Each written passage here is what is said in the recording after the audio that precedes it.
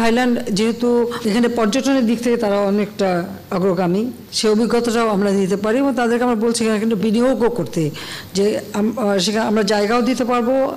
পাশাপাশি আমাদের যে ৮০ মাইল লম্বা আমাদের বালুকাময় সমুদ্র সৈকত রয়েছে, এই সমুদ্র সৈকতেও আমি আহ্বান করছি যে তারা এখানে পর্যটনের জন্য যদি চায় আমরা জায়গা দেব এবং তারা সেটা উন্নত করতে পারবে।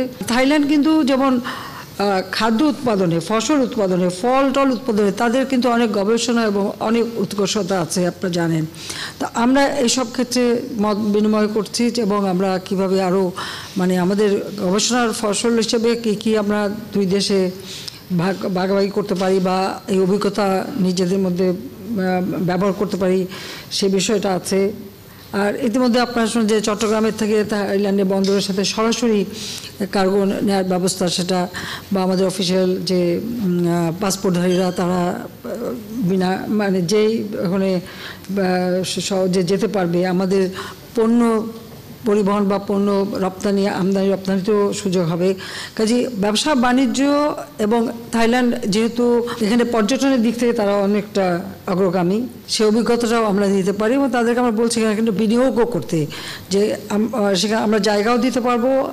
পাশাপাশি আমাদের যে ৮০ মাইল লম্বা আমাদের বালুকাময় সমুদ্র সৈকত রয়েছে, এই সমুদ্র সৈকতেও আমি আহ্বান করছি যে তারা এখানে পর্যটনের জন্য যদি চায় আমরা জায়গা দেব এবং তারা সেটা উন্নত করতে পারবে। কাজে এইভাবে আমি মনে করি যে আমাদের এই সফরের মধ্য দিয়ে দুই দেশে ব্যবসা বাণিজ্য এবং অভিজ্ঞতা বিনিময়ের একটা ভালো সুযোগ সৃষ্টি হয়েছে, যেটা ভবিষ্যতে আর্থসামাজিক ক্ষেত্রে কাজে লাগবে। আর যেহেতু থাইল্যান্ড আসিয়ানভুক্ত দেশ আর সেই সাথে বিমস্টেকের এখন সভাপতি, আর বিমস্টেকটা আমরাই প্রথম প্রতিষ্ঠিত করেছিলাম, আমি এখানে একজন প্রতিষ্ঠাতা সদস্য হিসাবে আছি। তো আমাদের এই আঞ্চলিক সহযোগিতাটাকে আরও আমি গুরুত্ব দেই, যেটা এবারে আপনারা দেখেছেন যে কোভিড-19 অতিমারির পরে বিশ্বের পরিস্থিতি অনেকটা পরিবর্তন।